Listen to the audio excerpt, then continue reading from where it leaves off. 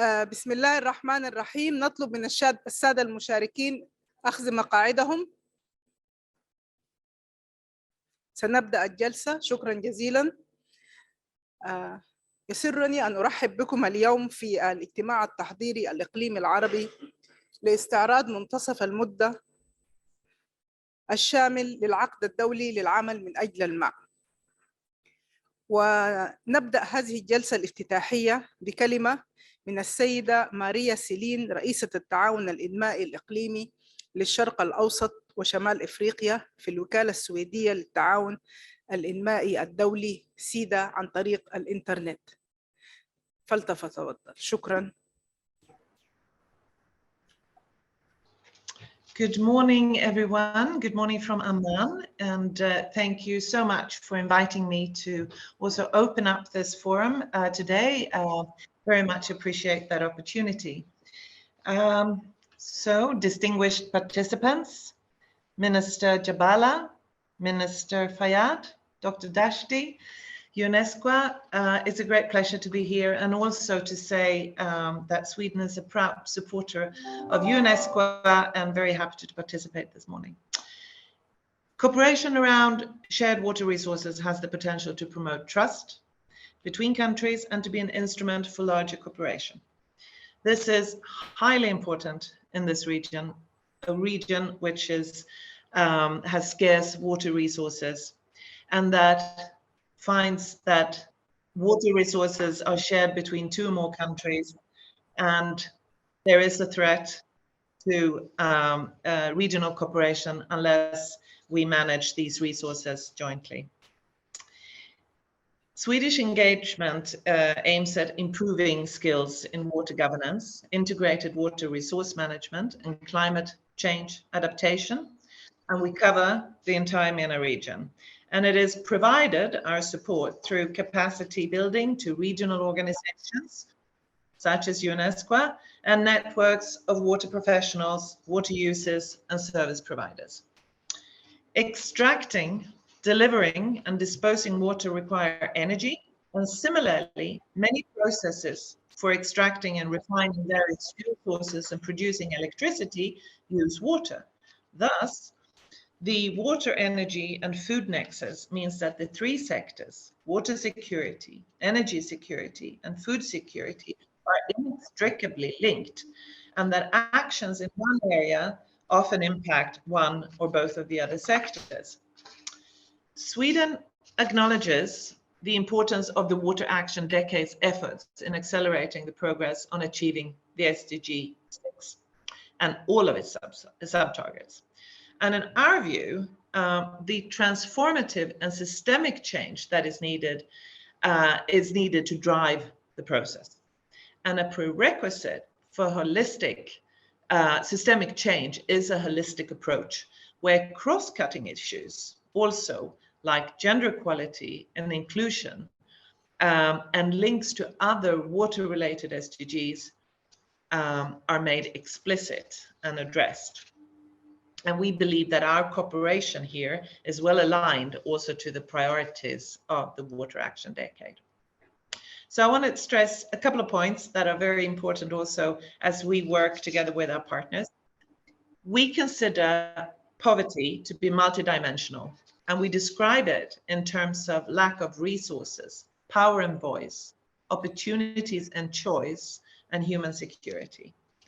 So being poor in terms of water resources means not having access to or power over water resources and their ecosystem services. And in the same line, we believe that inclusive participation is fundamental. We view it as important to ensure that a rights-based approach is promoted in the water sector, and in particular strengthened in the management of freshwater ecosystems to ensure that all human rights of local communities, women and men, vulnerable communities, are taken into account.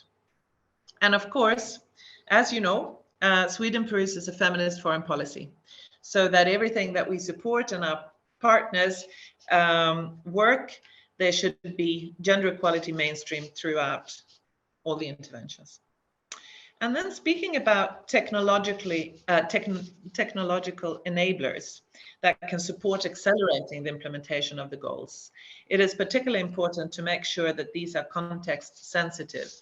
And here also that women's knowledge and innovation capacity is used. The second point is where I alluded to in the beginning, is on peace and security.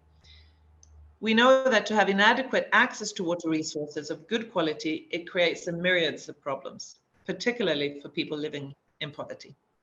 Degradation and overexploitation of water resources challenges people's ability to work and secure a livelihood in agriculture, in fishing, and other sectors. And of course, in an already turbulent region, we need to make sure that we control these scarce resources in a safe way. The last point is on transparency and anti-corruption. Corruption has been a key source of public discontent in the MENA region and across the world, as it continues to undermine the achievements of the reforms we see. Impact of corruption on social, human, and economic development has been widely researched and documented. And we know that corruption is correlated to most development and governance indicators. It interferes with people's abilities to access water, talking about the water sector. And of course, water is the world's most precious resource, and therefore particularly susceptible to corruption. So where the water is scarce, it is a risk that it's not shared fairly. And in my personal opinion, we don't address this particular issue enough. And it is for that reason I want to underline that we need to work jointly and tirelessly to fight corruption and promote transparency. Because unless we find ways to safeguard these heavy investments that we make in the sector and across the board, we fail the constituency that we are there to support. And we, on our part, supports building legal and institutional frameworks. And this is how we try and contribute together with our partners. Finally, I just want to mention that we are nearing the Stockholm Plus 50 conference taking place in the capital of Sweden in a few weeks' time, beginning of June. And it is, of course, because in 1972, Sweden hosted the UN Conference on Environment. It was the first international conference to make the environment a major issue, and it actually led to the establishment of UNEP, UN Environment Program. So we're looking forward to very, very intense deliberations there and good participation. And there's been different stakeholder consultations held in the region, led by UNEP and UNDP as a run-up to Stockholm Plus 50. So I hope you'll also be checking in on that. So I conclude by thanking you all, not only for allowing us to participate and to be very proud partners, but I also want to wish you all the best for these deliberations. It will be incredibly interesting for us also to understand the progress against the targets here, and we look forward to continued discussions with you all. So thank you very much, and I thank you also for your attention. شكرا جزيلا السيدة ماريا سيلين. Thank you, Madam ماريا سيلين، رئيسة التعاون الإنمائي والإقليمي للشرق الأوسط وشمال إفريقيا في الوكالة السويدية للتعاون الإنمائي الدولي، على كلمتها. والآن الكلمة الثانية في هذه الجلسة للدكتور جمال الدين جاب الله، مدير إدارة الموارد المائية والإسكان والحد من مخاطر الكوارث في جامعة الدول العربية، رئيس الأمانة الفنية للمجلس الوزاري العربي للمياه. فليتفضل.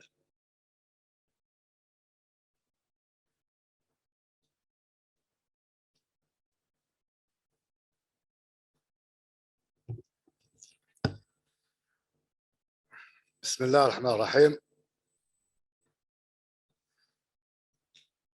معالي السيد وليد فياض وزير الطاقة والمياه في الجمهورية اللبنانية، رئيس الدورة 13 للمجلس الوزاري العربي للمياه، سعادة السيد منير ثابت نائب الأمينة التنفيذية للجنة الاقتصادية والاجتماعية لغرب آسيا الأسكوا، السيد ممثل حكومة السويد، الزملاء والزميلات من الأسكوا ومن المنظمات العربية والإقليمية والدولية ومنظمات المجتمع المدني، شركاء جامعة الدول العربية.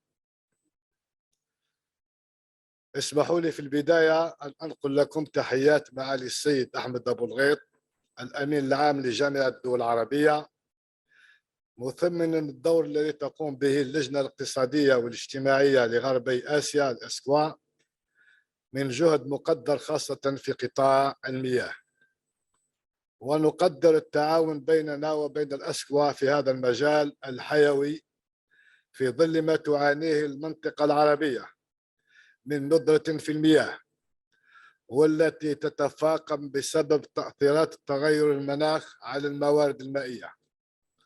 أحد مظاهر وإثبات هذا التعاون الواضح هو إنجاز المبادرة الإقليمية لتقييم أثر تغير المناخ على الموارد المائية وقابلية تأثر القطاعات الاجتماعية والاقتصادية في المنطقة العربية ريكا، الذي تم إنجازه بالشراكة بين الأسكوا والوكالة السويدية للتعاون الدولي ومنظومة الجامعة العربية وعدد مقدر من الشركاء الآخرين. السيدات والسادة، كان لقرار الجمعية العامة للأمم المتحدة رقم 222 الذي أقر العقد الدولي للعمل من أجل الماء 2018-2028 أثر كبير في تسريع العمل الدولي لتحقيق الأهداف والغايات المتعلقة بالمياه المتضمنة في أجندة التنمية المستدامة 2030. والمنطقة العربية بدورها شهدت عملا دؤوبا ليس فقط لتحقيق أهداف المياه في التنمية المستدامة، بل أيضا للاستجابة لحوجة حقيقة الاستخدام الأمثل للمياه في المنطقة العربية، وذلك نسبة للتحديات الكبيرة التي يواجهها الوضع المائي في المنطقة العربية والعوامل الأخرى المختلفة التي تؤثر على الموارد المائية، والتي لن أخوض في تفاصيلها فهي معروفة لكافة الخبراء الموجودين بيننا. إن اهتمام المنطقة العربية بتنفيذ أهداف التنمية المستدامة وبصفة خاصة تلك المتعلقة بالمياه يتضح من الإرادة السياسية المتمثلة في اعتماد الدول العربية لمجموعة من القرارات والتوصيات في المجالس الوزارية الرسمية والاجتماعات الحكومية والإقليمية والدولية المختلفة. في المجلس الوزاري العربي للمياه لجامعة الدول العربية اتخذ سلسلة من القرارات لدعم تحقيق الأبعاد المتعلقة بالمياه من خطة التنمية المستدامة 2030 في كافة دورات انعقاده السابقة، ويتابع عن كثب هذا الملف الهام. من ناحية أخرى، فإن قرار الجمعية العامة للأمم المتحدة في ديسمبر 2018 الذي دعا إلى لعقد مؤتمر الأمم المتحدة لاستعراض منتصف المدة الشامل لتنفيذ أهداف العقد الدولي من أجل المياه في الفترة من 22 إلى 24 آذار مارس 2023، حتم على المنطقة العربية الاستعداد والعمل على التحضير الجيد له بما يعكس اهتمامات المنطقة العربية ويعبر عن أولوياتها ويظهر التحديات التي تواجهها، ويبحث في نفس الوقت عن طرق للتصدي لمشكلة ندرة المياه وتداعياتها في كافة القطاعات في المنطقة العربية.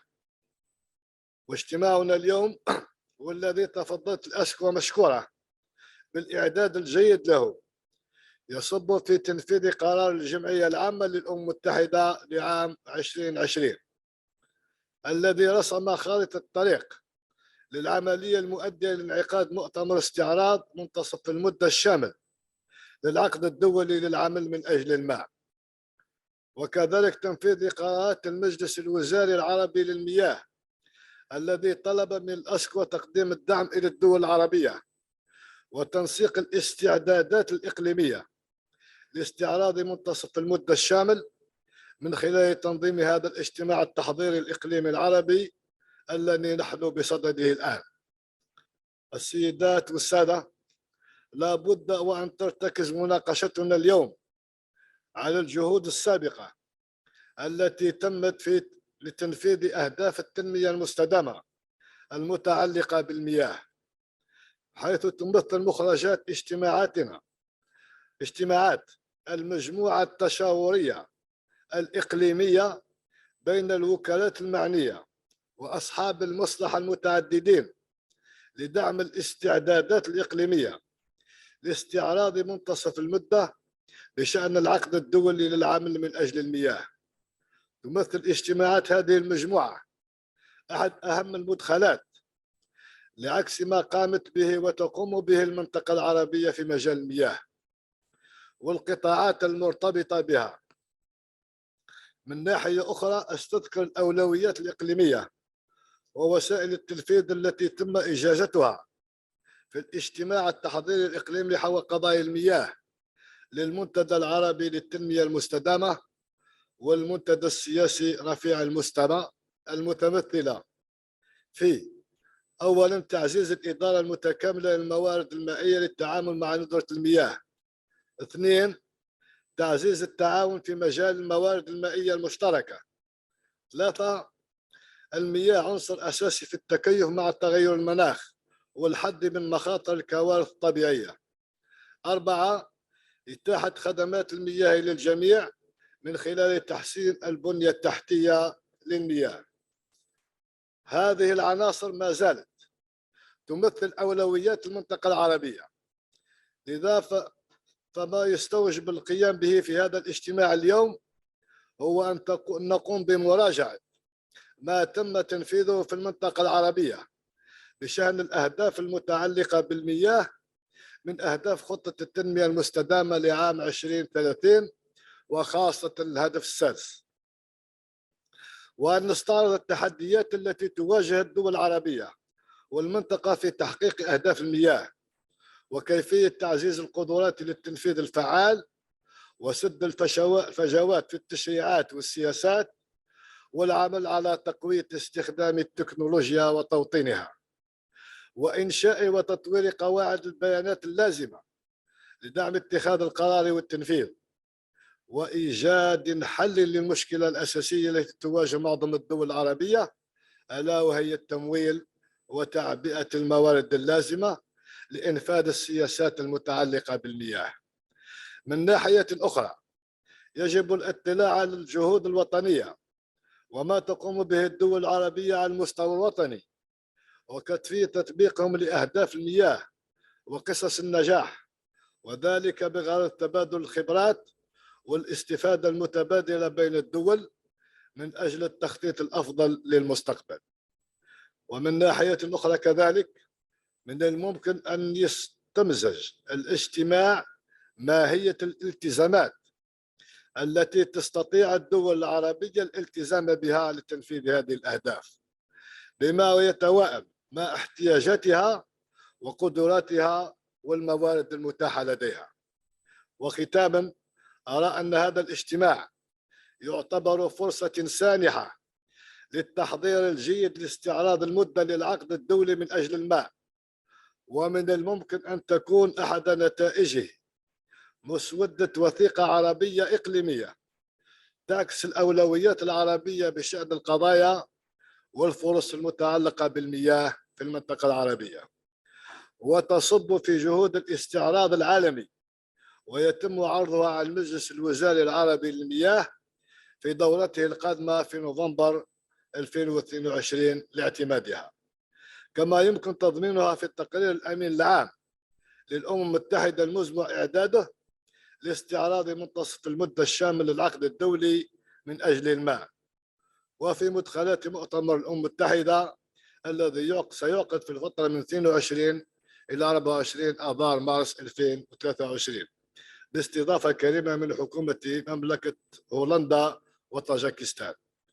أعتقد أن الخبراء الذين بين ظهرانينا هنا قادرين على بلوغ هذه الأهداف، فأتمنى لهم النجاح، ولهذا الاجتماع الخروج بنتائج عملية تصب في مصلحة المنطقة العربية وتدعم استدامة الموارد. ولا يفوتني في الختام أن أجزي آية الشكر الأسكوى على دعمها المستمر للجامعة العربية ولأمانة المجلس الوزاري العربي للمياه، وشكرا لحسن استماعكم، والسلام عليكم ورحمة الله تعالى وبركاته.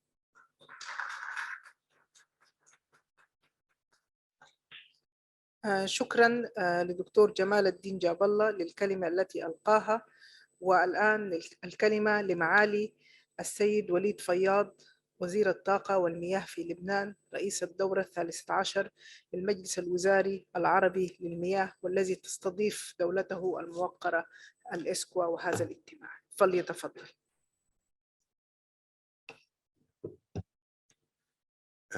السلام عليكم وأهلا وسهلا بكم في وطنكم الثاني لبنان. نحن شرف لنا تكونوا معنا اليوم.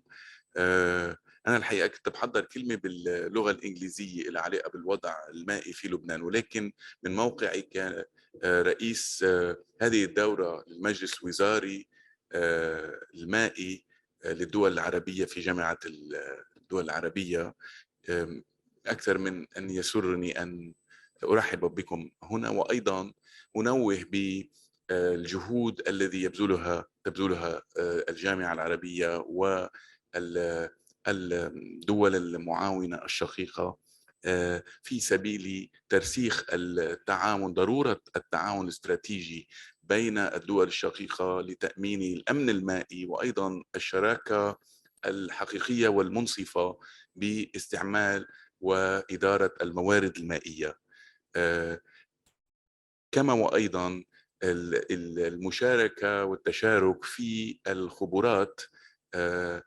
وعلى سبيل المثال كان قد سرني أن أنا تشرفت بحضور مؤتمر عن الطاقة المتجددة مؤخرا في سوريا الشقيقة، حيث تكلمنا عن مشاركة هذه الخبرات وأيضا عن ضرورة استخدام الطاقة المتجددة في قطاع المياه، وذلك قد يأتي بالمنفعة لجميع دولنا. فبهذه الأفكار التي تركز على ضرورة التعاون والشراكة بين كل الدول العربية، سأنتقل إلى العنوان الآخر، حيث حضرت كلمة باللغة الإنجليزية بالنسبة لوضعنا هنا في لبنان بقطاع المياه وما نعمل عليه في إطار الوصول إلى تحقيق الهدف ال SDG Sustainable Development Goal number 6 فيما يتعلق بقطاع المياه والإدارة الرشيدة والانتجريتد المتكاملة لموارد المياه. طيب نحن معلش رح انتقل للانجليزي لاني حضرته بالانجليزي، وكما يمكن يكون في ناس ما بيحكوا عربي في المجموعة هنا. In Lebanon, compared to other countries in the region, we are on a relative basis better endowed with water resources in general in this region than other countries that suffer from more severe water scarcity. However, the mismanagement of our resources throughout many years has resulted in inefficient and suboptimal provision of services to our citizens. In this context, the efforts to adopt a reform in the water sector has already begun, and they have materialized more recently in the development and the approval of the national water and wastewater sector strategy, which has also been supported by the adoption in the year 2020 of the new water law 192 in 2020. And this has, in essence, initiated our efforts toward the reform of the sector and toward also the adoption and of the principles of integrated water resources management.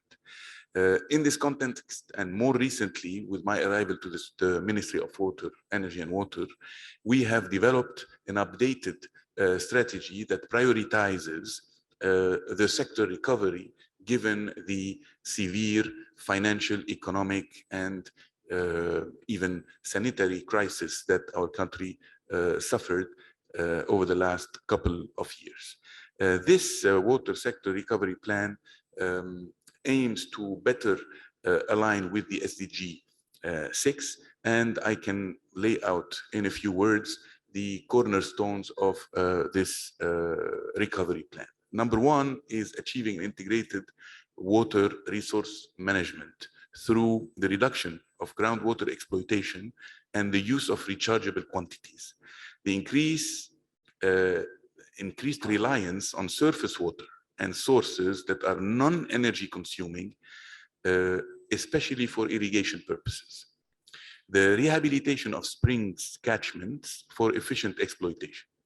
The execution of strategic dams that are technically, financially, and environmentally feasible. The preservation of deep underground waters considered as strategic reserves for future generations. The equipment of all sources with bulk water sources with bulk flow meters to monitor and conserve the resource and monitor the production. Second pillar is the efficient operations of the networks through the reduction of non-revenue water by 15% in 2026 through elimination of illegal connections to the grid. The equipment of water systems with district meters to monitor losses and reduce them. The increased renewable energy sources reliance by at least 20% in 2026 and decreasing reliance on fuel-fired generators, both for economic and environmental objectives and reasons. Third pillar is the integration of water operation with that of the waste water treatment and wastewater collection to achieve an integrated cycle management approach. And that would happen through restructuring the water establishments to allow for the creation of wastewater directorates responsible for the supervision of the operations and maintenance of wastewater systems. And eventually using treated sewage effluent for irrigation and municipal purposes as part of the integrated water resource management approach. In terms of commercial enablers that cut across the water supply chain, we will update the customer databases at all water establishments, will increase subscription rate to reach an average of 80% in 5 years. We will increase collection rate to reach an average of 70% in 5 years. On the financial front, we will aim to achieve cost recovery through first increasing the tariff annually from around $50 today, which is the result of a new revision in the tariffs in 2022, to eventually reach $150 per year in 2026 for the cubic meter on average. Also decreasing the production cost simultaneously and the service cost simultaneously to achieve cost recovery by 2026. We have to also use this forum to shed light on a severe crisis that we suffer from, which is the crisis related to the existence of a large number of displaced regional citizens, especially Syrian citizens here in Lebanon, which has had major economic, financial, and somehow environmental impacts on our water sector, which when compounded with the impact on the energy sector have resulted in financial burden estimated at anywhere around $500 to $1 billion per year, depending on the year, since 2014. And against that, the only support that we get in the energy and water sector combined from the international communities ranges to anywhere between $30 to $40 million per year, which in comparison is really in epsilonesque amount compared to the size of the burden that we are bearing on not just the regional front, but also on the international front for this crisis. An important pillar of the reform that I also wanted to mention is the legislative front, where we will strengthen our legislative context by compiling the laws governing the sector to constitute a real water code, and also drafting the application and implementation decrees of the water law of 2020. So with that, I welcome you again. I wish you a productive session today, and thank you for your presence and for listening.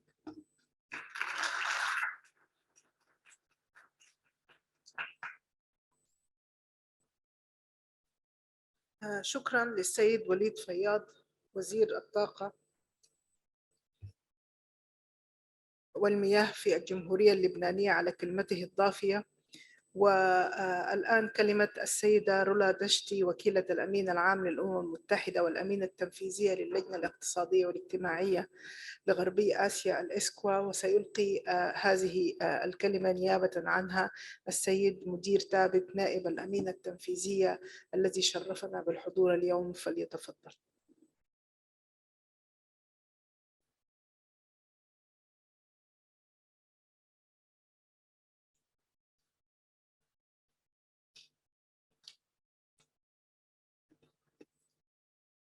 معالي الوزير وليد فياض، سعادة السفير جمال جاب الله، السيدة ماريا سيلين، المندوبون والزملاء الموقرون، صباح الخير جميعا. بالنيابة عن الدكتورة رولا دشتي الأمينة التنفيذية للأسكوا، وبالأصالة عني وعن جميع زملائي في الأسكوا، أرحب بكم جميعا في بيتكم بيت الأمم المتحدة، اجتماع وجها لوجه بعد غياب قسري أجبرتنا عليه جائحة كورونا. نودعها ونتمنى لها عدم العودة بتاتا. حظيت الأسكوا في آذار مارس 2018، أي بعد أسبوع واحد فقط من إطلاق العقد الدولي للعمل من أجل الماء، بشرف الترحيب بكم في هذه القاعة الفسيحة من أجل الاجتماع التحضيري الإقليمي حول قضايا المياه للمنتدى العربي للتنمية المستدامة والمنتدى السياسي الرفيع المستوى لعام 2018. وكان ذلك أول اجتماع إقليمي يتناول التقدم المحرز في تحقيق الهدف رقم 6 من أهداف التنمية المستدامة في إطار خطة التنمية المستدامة لعام 2030 التي كانت وقتئذ حديثة العهد نسبياً. واستعرضنا في ذلك الاجتماع مؤشرات لرصد غايات الهدف 6 وبحثناها معنا، بحثناها جميعاً مع بعض بالنسبة، وتحدثنا أيضاً حول معناها بالنسبة للأمن المائي في السياق العربي. والعديد منكم ممن هم معنا اليوم كانوا معنا يومئذ وساهموا في مجموعات العمل التي تمخضت عنها وثيقة ختامية مشتركة أعلنت أنه ينبغي السعي إلى تحقيق الأمن المائي في المنطقة العربية على جميع المستويات لضمان توفير المياه النظيفة وخدمات الصرف الصحي الكافية للجميع وإتاحة الوصول إليها. وقد اتفقنا في ذلك الاجتماع على ضرورة متابعة الأمر من خلال 4 أولويات. أولاً، تعزيز الإدارة المتكاملة للموارد المائية للتعامل مع تحدينا الأكبر وهو ندرة المياه. ثانياً تعزيز التعاون في مجال الموارد المائية المشتركة. ثالثاً الاعتراف بأن المياه عنصر أساسي في التكيف مع تغيير المناخ والحد من مخاطر الكوارث الطبيعية. رابعاً ضمان إتاحة خدمات المياه للجميع من خلال تحسين البنية التحتية للمياه. وأكدنا يومئذ أنه ينبغي تحقيق ذلك من خلال التعاون الإقليمي، من خلال الاتساق الوطني والتنسيق بين القطاعات، من خلال نهج قائم على المشاركة، نقل التكنولوجيا، التمويل والاستثمار وتنمية القدرات. أما اليوم فما زالت الأولويات على حالها، غير أن التحديات أصبحت أكثر بكثير. فاليوم يعيش أكثر من 392 مليون شخص في المنطقة العربية في ظل إجهاد مائي، وتستهلك 14 من بلدان العربية أكثر من 100% من مواردها المتاحة للمياه العذبة. 14 دولة عربية تستهلك أكثر من 100% من المياه العذبة المتاحة. ويوجد في المنطقة العربية 15 بلد من بين البلدان 25 على المستوى العالمي الأكثر معاناة من شح المياه في العالم، مما يزيد الوضع تعقيداً أن البلدان العربية جميعها ما عدا بلداً واحد تعتمد على موارد المياه العذبة السطحية أو الجوفية العابرة للحدود الدولية لتلبي احتياجاتها من الماء، لكن الماء بكل بساطة لا يكفي. ولقد أكدت جائحة كورونا كوفيد-19 من جديد أهمية الماء من أجل صحة الإنسان، وبالتوازي مع ذلك لا يزال تغير المناخ والنزاع يؤثران على توفر المياه والقدرة على ضمان إتاحتها للجميع. وتتأثر النظم الإيكولوجية والمدن بالكوارث المتصلة بالمياه، وتسهم في إحداث الخسائر والأضرار وموجات النزوح، كما أن الزراعة لا تزال تستهلك أكبر حصة من المياه في المنطقة، وهي معرضة بشدة لتقلبات الأسعار، ولا سيما في أوقات الأزمات التي نواجهها اليوم، وفي ظل عدم كفاءة استعمال المياه نسبة لمنتوج الزراعي.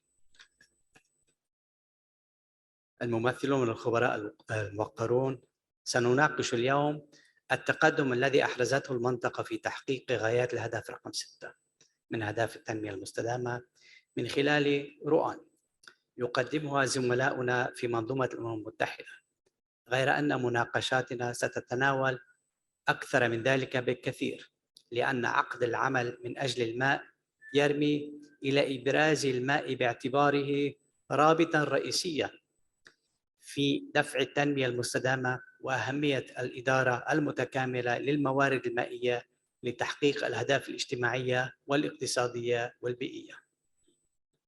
كما سنناقش في إطار استعراض عقد العمل كيف عززنا التعاون والشراكة للمساهمة في تحقيق الأهداف والغايات المتفق عليها دولياً بشأن المياه. وعلى الرغم من جسامة التحدي الماثل أمامنا، فقد أحرزنا تقدماً وأصبحت الحلول في متناولنا. ويجب بدون شك أن تكون التزاماتنا على مستوى التحديات التي نواجهها. وبناء على ذلك يسعدني أن أرى الكثير من المبادرات والإجراءات التي سيجري استعراضها ومشاركتها معنا خلال هذا الاجتماع التحضيري لمؤتمر الأمم المتحدة للمياه لعام 2023، وستسهم هذه الالتزامات في التغلب على الفجوة في التنفيذ وتفعيل المسرعات التي ستدفع جهودنا إلى الأمام. وسينير هذا الاجتماع التحضيري الإقليمي في الواقع استعراض منتصف المدة الشامل، وسيساعد على رسم طريق المضي قدما في النصف المقبل من عقد العمل لتحقيق أهدافنا الجماعية. الزملاء الموقرون، أود في الختام أن أعرب عن تقديري لفرقة العمل المشتركة بين الوكالات المتعددة وأصحاب المصلحة التي أسهمت في خارطة الطريق الإقليمية للاجتماعات المؤدية إلى استعراض منتصف المدة الشامل لعقد العمل من أجل الماء في آذار مارس 2023. كما أود من خلالها أن أعرب عن تقديري للمجلس الوزاري العربي للمياه وأمانته الفنية في جامعة الدول العربية، وكذلك لأعضاء لجنة الموارد المائية في الأسكوا المتواجدين جميعهم معنا اليوم، والذين كلفوا الأسكوا بتنسيق هذا النشاط مع الشركاء وأصحاب المصلحة الإقليميين لدعم هذا العقد العمل. وأعرب أيضاً عن امتناني لحكومة السويد التي رافقتنا منذ البداية في دعم العمل الإقليمي في مجال المياه من أجل التنمية المستدامة، على سخائها في دعم هذه الاجتماعات والإجراءات الإقليمية التي تسهم في التقدم نحو تحقيق أهداف عقد العمل من أجل الماء بموجب اتفاق التعاون الجديد المبرم بيننا للسنوات الأربعة المقبلة. وأشكر المشاركين في الدعوة إلى عقد مؤتمر الأمم المتحدة للمياه لعام 2023 من دولتي هولندا وتاجيكستان لوجودهم معنا اليوم على الأقل افتراضياً للإسهام في إرشاد سبيلنا نحو استعراض منتصف المدة الشامل العالمي والاستماع إلى شواغلنا بشأن عقد العمل ومساهمتنا فيه. وأشكر أيضاً زملائنا في لجنة الأمم المتحدة المعنية بالموارد المائية في الأسكوا الذين يسروا التحضيرات لهذا الاجتماع وعمليته التحضيرية الإقليمية. أتمنى لنا جميعاً مناقشات مثمرة، وأرحب بكم مرة أخرى في بيتكم بيت الأمم المتحدة، والسلام عليكم ورحمة الله.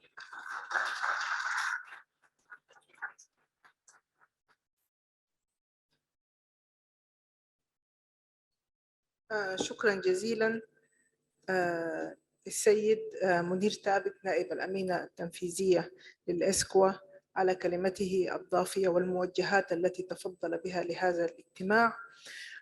كما تعلمون يعقد مؤتمر الأمم المتحدة للمياه عام 2023 باستضافة مشتركة بين جمهورية طاجيكستان والمملكة الهولندية. ومعنا في هذا الاجتماع عبر الإنترنت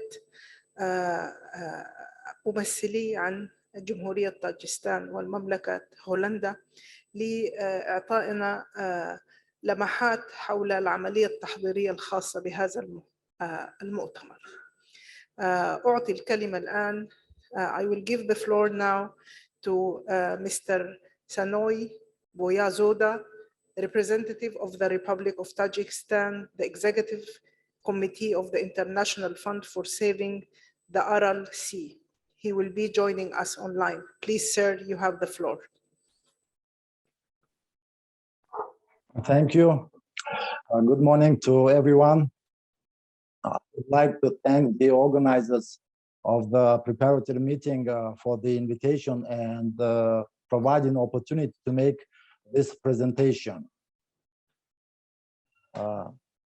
Dear Chair, Excellencies, distinguished participants, ladies and gentlemen, it's my pleasure to take part in this important preparatory meeting on the United Nations Conference on Midterm Review of the UN Water Action Decade for the Arab region. My Dutch colleague Peter and I together will present you a short information on this conference and its preparatory process on behalf of the co-host of the conference. Next slide, please.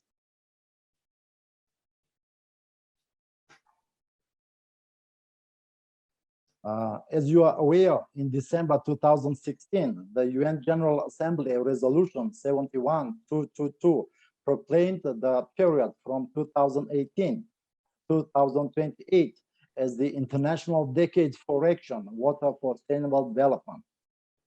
In December 2018, the UN General Assembly Resolution 73226 decided to convene in New York from 22nd to 24th March 2023, the United Nations Conference on the Midterm Comprehensive Review of the implementation of the objectives of the International Decade for Action, Water for Sustainable Development.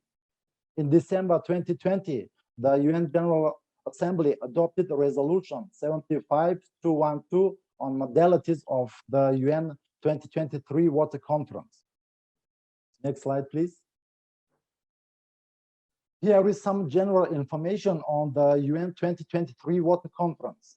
As I have already mentioned, the conference will be held on 22nd, 24th March 2023 in New York City at the UN headquarters. The conference is dedicated to the midterm comprehensive review of the implementation of the objectives of the International Decade for Action, Water for Sustainable Development. The key objective of the conference is to support the achievement of the internationally agreed water-related goals and targets, including those contained in the 2030 Agenda for Sustainable Development. The conference will have two presidents, the governments of Tajikistan and the Netherlands. Mr. Liu Junmin, Under Secretary General for Economic and Social Affairs of the United Nations, is appointed as the Secretary General of the conference. The modality resolution requests the President of the General Assembly to hold a one-day preparatory meeting by November 2022 at the UN headquarters, where stakeholders are welcome as observers. A separate webpage is launched in the UNDESA website for the UN 2023 Water Conference. More information on the conference is available in this webpage. Next slide, please.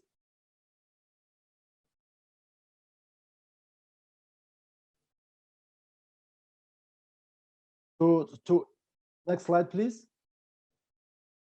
To ensure an efficient preparatory process and successful holding of the conference, a core group was established consisting of the representatives of Tajikistan and the Netherlands as the co-host and UNDESA and UN Water as the secretariat. To date, a series of online and offline meetings of the group have been held, and the following documents have been developed: concept note, vision statement, roadmap, and stakeholder engagement plan and strategy.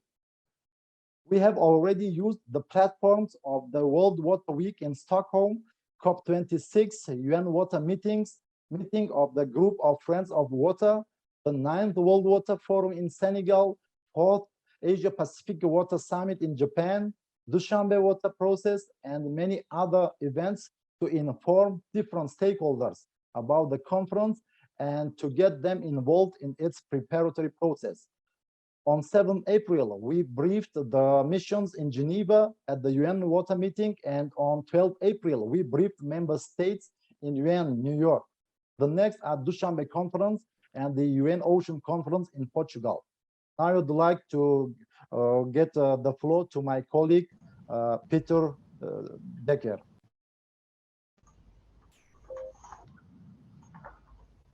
Yes, next slide, please. Thank you. The core group came up with a vision statement for this UN 2023 Water Conference. And the vision, our vision is that we aim for a watershed moment to unite the world for water. We can only do this if we follow the 3 principles. These principles are inclusive, both in terms of the conference process, which needs to be ensured vertical and horizontal inclusiveness, and in terms of the results, that we leave no one behind. The second principle is the conference should be cross-sectoral. The conference should should mobilize all the sectors that are also related to water and utilize water resources. And these sectors need to bring their plans to the conference. First and foremost, or last and foremost, the action-oriented. The conference really aims to lead to concrete results through concrete actions and plans on the ground. Next slide, please. This vision statement was made into a visual that is represented here. And this vision statement, it goes towards 2030 and beyond.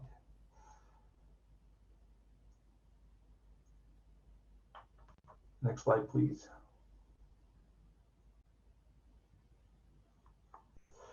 In order to make this conference a success, we need to involve all relevant stakeholders. Let me briefly explain a little bit more about the details of the conference. During the conference, there will be 6 plenaries where member states have a space to make their statements. And also relevant stakeholders can be accredited by the observers. And I'm happy to say that the accreditation process is open now. Furthermore, there are interactive dialogues. There will be 5 dialogues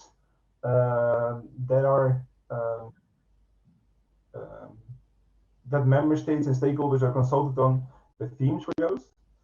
And you can find the contributions of the member states on the United Nations webpage for this. Furthermore, there will be a previous slide, please.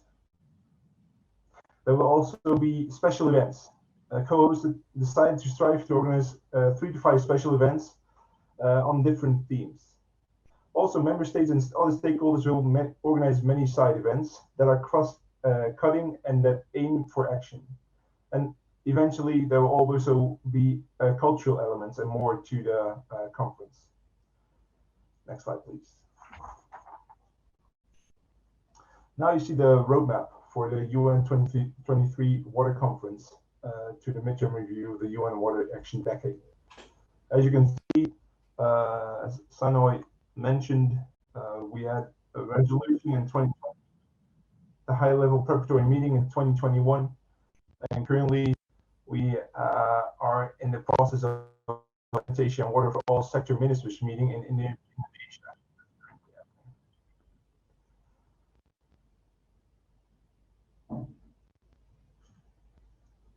Yes. Next slide, please, and I give the word to Sanoy back again. Thank you.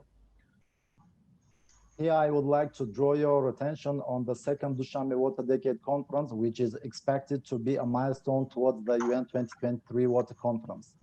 While the conference provides a platform for sharing progress and constraints in the implementation of the actions and partnerships to achieve the goals and objectives of the Water Action Decade, including the first Dushanbe Water Action Decade Conference, its main focus is to catalyze, galvanize, and accelerate actions. It will be done through promoting science-based solutions and tools, improving capacity building, knowledge and education, showcasing successful partnerships, advocacy and networking actions, and strengthening cooperation and partnership at all levels. Taking this opportunity, I would like to invite you all to attend the Dushanbe conference and to make your contribution to its success. It will be your input also in the success of the UN 2023 Water Conference. Next slide, please. Next slide, please.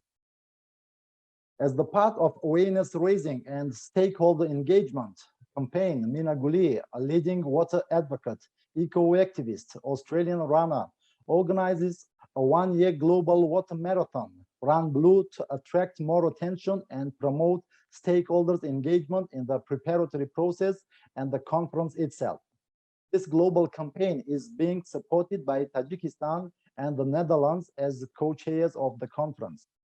The marathon was started in the World Water Day on March 22nd and will end 1 year later at the opening of the UN Water Conference in 2023. Main objectives of the marathon are to run 200 marathons in the most extreme places on the planet in 12 months, to involve more than 200 million people, and to get 200 companies to commit to taking individual action on water in the framework of the UN 2023 Water Conference. I'm pleased to inform you that currently Mina Guli is in Tajikistan running her Central Asian Marathon, which has started in the Aral Sea and will reach the Petchenka Glacier in Tajikistan. In total, she will run 11 marathons in Tajikistan, the results of which will be presented in the framework of the second Dushanbe Water Decade Conference. Over to you, Peter. Next slide, please. Thank you. There is a strong cooperation and partnership between the governments of Tajikistan and the Netherlands, and also the co-host UN DESA and with the support of UN Water. As you see, Tajikistan has a lot of glaciers and dams, and the Netherlands is known for its delta and rivers, and together we combine the source to sea. That's also our approach towards the conference. Considering a challenge, we have identified the need for it, and we strive to realize that we have to scale up finance and funding by the governments, development banks, and private sector. Further, we also need to scale up and replicate actions and best practices. Also, we need to get innovations to get the world back on track. Also, we need to follow up on the UN conference on water to mark the results in a decade and the 2023 outcomes. And we need an agenda for 2030 and beyond, concluding in the roadmap and timeline to inspire and unite, and especially guide the world. Next slide, please. So what will the conference deliver? The conference will help set up the agenda for 2030, and thereafter in 2 ways. It will deliver a summary of the conference proceedings to the high-level panel forum, and it will present a set of voluntary commitments for actions to get the world back on track. We need to scale up and replicate what works. We need to discontinue or change what does not work. We need to innovate what needs to be improved, and we need to fund what merits funding. And lastly, the roadmap towards 2023, the decade, and 2030, the SDGs. So commitments can come through coalitions and partnerships across all society. And we call on you to come up with these coalitions and commitments for this conference. Thank you all for your attention. And this was our presentation. We'll see you in hopefully in Dushanbe and next year in New York.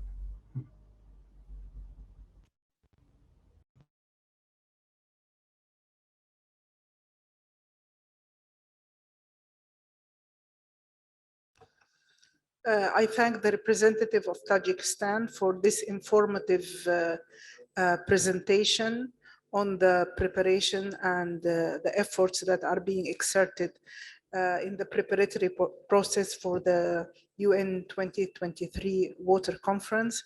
And now I give the floor to Mr. Pitye Dendeka, Policy Advisor at the UN 2023 Water Conference, Water Inclusive Green Growth, the Ministry of Foreign Affairs of the Kingdom of Netherlands. Please, you have the floor. He will be joining us online.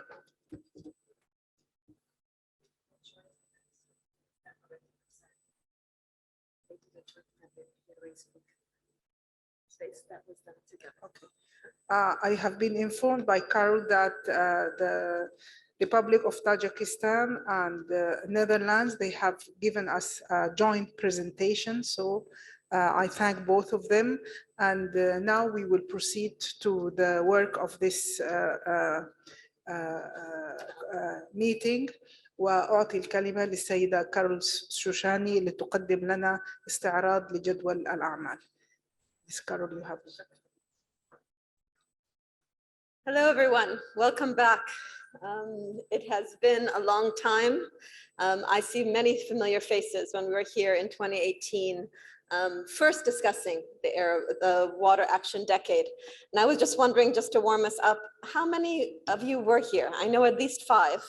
So how many were here in 2018 when we first launched the Water Action Decade right here? 1, 2, 3, 4, 5, 6. Yeah, of course, our hosts. So we are really happy to see you back, because half of this first half of the decade has been COVID, where we haven't been able to interact, where we haven't been able to maybe make as much progress as our ambitions were when we first met in 2018. However, there has been progress, and we will be discussing that today with the custodian agencies, and we will be hearing about the initiatives that you, the countries, and our organizations working in the region have committed to make this even better and even stronger when we look to the second half of the decade, which will extend from 2023 to 2028. We are only at the midpoint. This is only a preparatory meeting for the midpoint review. We have a long way to go. The marathon that was shared by the co-custodians are talking about a marathon. It is a marathon. It is not a sprint. We have a lot of issues to discuss and to collaborate on to move us forward. So I believe you've all already received the agenda, and if not, there are copies in English and Arabic in the folders or before you. We have 9 very interesting sessions today over the next 2 days, over today and tomorrow. Today, we will focus on thematic issues, the themes and some of the priorities that have already been raised by our distinguished speakers that address the water challenges and the issues that affect our ability to address the goals of using water as a catalyst for sustainable development and the use of integrated water management to foster partnerships and accelerate our water-related goals. Tomorrow, though, while today we think about themes, tomorrow we think about those accelerators. And that is why it is divided up into 2 days, looking for, again, the thematic challenges and progress and the means for moving this forward in a future-looking vision for tomorrow. Tomorrow, we will also have 2 side events. I encourage you to participate in that. One side event is being hosted by the FAO and will focus on the impressive work they have been doing over the last several years, even before the start of the Water Action Decade, on the Water Scarcity Initiative. And that will be taking place in the MZ room upstairs. I just want to highlight that now. It's not on this floor. It will be 1 floor up for the FAO meeting. And then in this room, we will have a second side event on groundwater, because while we are looking as part of the Water Action Decade on progress on water and sustainable development, this year specifically, the year 2022, is focused on groundwater. Both the World Water Day in March 2022 was on groundwater, and this will culminate in December 2022 in Paris with a groundwater summit. So we're taking this opportunity to consult with you for the groundwater experts in the room and those interested on the linkages that groundwater has for sustainable development and across sectors, to also start up that conversation as we prepare for that event in December, prior to the midpoint comprehensive review in March. So just to go a little bit more into detail, so you're familiar, as it has been at least 2-3 years since many of you have been here at UN House, and maybe the first time for some of you. We have interpretation, I think you all know, in Arabic and English and French available. If you need any help or you need to replace your headsets, they will be outside. Today, we will be only in this room for the entire day, and you see from the agenda the sessions that will extend us till about probably 6 o'clock at night at the rate we're going. Lunch will be, there will be coffee breaks outside, and we'll have breaks according to the agenda, but we will have lunch on the GF floor. You just go up to ground floor, a lunch offered by ESQA and the kind support of the Swedish government, so that we have that today. And then we will turn down here to the ground floor. Tomorrow morning, we start at 9 a.m. again here, and we will remain in the session in this plenary hall talking about the accelerators until we move into the breakout sessions for the side events, and then reconvene here at the end of the day to actually review some of the key messages that were addressed. As mentioned by Dr. Jabala and Mr. Munir Tabet, we are looking for conclusions here. We're looking to highlight your initiatives that are being presented on day 2, so that we have key messages that we presented like a PowerPoint for now, but we will compile therefore an outcome document that will be circulated not only to the 70 or so here in the room, but about the 70 or so participating online, so that we have a more inclusive approach to getting everyone's opinions in. So we will discuss that at the final session, circulate a document so everyone can comment on, make sure we get all the comments that we invite those online to express in the chat if you are not able to express them on site during the discussions, so that we can have something finalized, because the world is waiting. We already have the interest of the United Nations permanent representatives of the Arab states in New York waiting to hear this outcome, to help the Arab states better position and prepare for the engagement in the preparatory process for the UN conference in March. They're looking forward to your outcome. So we want to make sure that on our expert side, we are giving with them the information that we need. We also hope to convey this at Cairo Water Week, which will be the next big global and regional event that will be happening in October. And we look forward to hearing that again. And of course, the Arab ministers responsible, the Arab water ministers who will be convening at the League of Upstairs, and your successor as chair taking this over, Minister Fayyad, so that we have an Arab position that we can also convey to this global process. I invite a lot of dialogue, both formally and informally on the sidelines. It has been a long time for us since we have met face to face. For those who want to be more actively involved in the preparation of the outcome document, I thank the members of the task force who have already participated in the preparatory meeting for this event, for their commitment to helping ESQA prepare this outcome document. And I express my thanks to RAID, FAO, UNICEF, and the IWRA for already expressing interest in helping us to formulate anyone for that document. If anyone else, if any of the countries or any of the organizations would like to help us finalize that document, please come to me during the breaks and we will include you in the working group, so you have a special seat to help us finalize the document before it goes to everyone else for comment and finalization.